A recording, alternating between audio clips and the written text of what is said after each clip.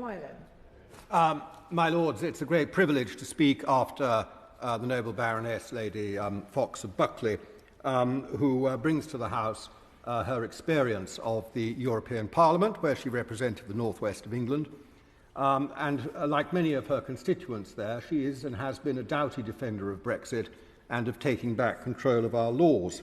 She also has the unique distinction of being the longest-serving panellist on the BBC's programme The Moral Maze,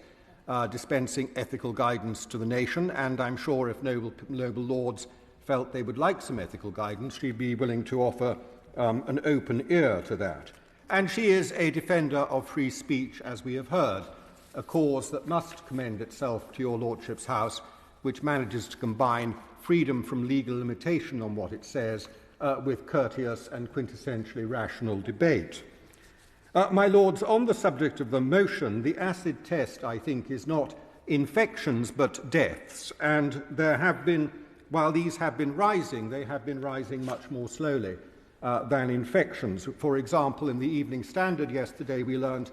that deaths in London over the last 7 days have been running at a rate 1/50th of what it was at the height of the pandemic.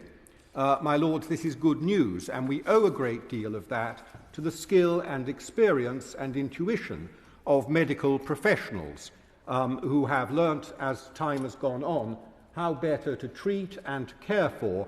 those suffering from this dreadful disease. We owe them a great debt, as so often in this pandemic. Mortality rates in ICU have come down from 40% to 15%.